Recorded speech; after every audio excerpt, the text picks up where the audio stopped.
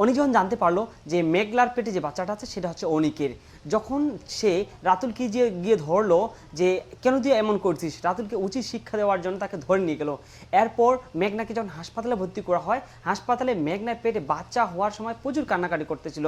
তারপর হাসপাতালে ডাক্তার বলতেছে, যখন তাকে প্রেসক্রিপশন লিখতেছিল তখন বলতেছিল যে এই সন্তানের বাবার নাম কি। তারপর মেঘনা বলতেছে যে এই সন্তানের বাবাও আমি, মাও আমি, তো আমার নামটা লিখেন। তারপর ডক্টর বলে যে যেই সন্তানের বাবা নেই, মানের পরিচয় নেই, সন্তানের পরিচয় নেই, সেই সন্তানকে আমরা কখনোই হাসপাতালে রাখবো না, সেটা মানুষের সন্তান হতে পারে না।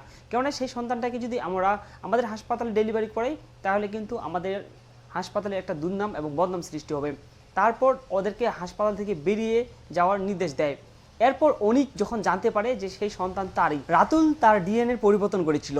তারপর সে জানার পর তারপর ছুটে যায় হাসপাতালে। হাসপাতালে যাওয়ার পর তাকে দেখবে, তার বাচ্চাকে দেখবে, গিয়ে বলবে এই সন্তানের বাবা হচ্ছে আমি, আমি নিজেই এই সন্তানের বাবা, তো আপনি তাড়াতাড়ি ভর্তি করেন, ইমার্জেন্সিতে নিয়ে যান।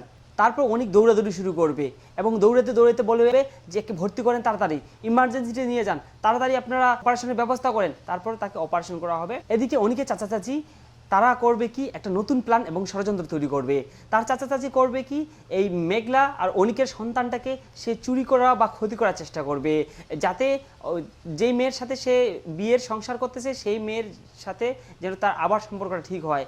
এর প্রলোভনে পড়ে শেষ পর্যন্ত আমরা দেখতে পাবো যে অনিকের সন্তানের ক্ষতি করার চেষ্টা করবে।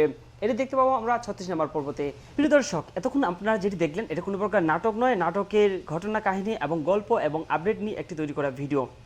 দর্শক, এই ধরনের ভিডিও তৈরি করতে আমাদের দীর্ঘক্ষণ সময় এবং পরিশ্রম এবং অনেক এডিটিং এবং ক্যামেরার সামনে দাঁড়িয়ে থাকতে হয় এবং প্রচুর তথ্য সংগ্রহ করতে হয় এবং প্রচুর লেখালেখি করতে হয় এটাতে, এবং স্ক্রিপ্ট লেখা থেকে শুরু করে আমাদের তথ্য সংগ্রহ এবং এডিটিং সকল কিছু খুব নিখুঁততার সাথে করতে হয়।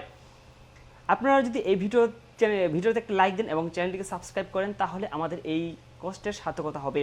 আর ভিডিওটি ভালো লাগলে অবশ্যই চ্যানেলটিকে লাইক দিয়ে চ্যানেলটিকে সাবস্ক্রাইব করবেন। ধন্যবাদ, ভালো থাকবেন, দেখা হবে নতুন কোনো পর্বে একটি ভিডিও নিয়ে।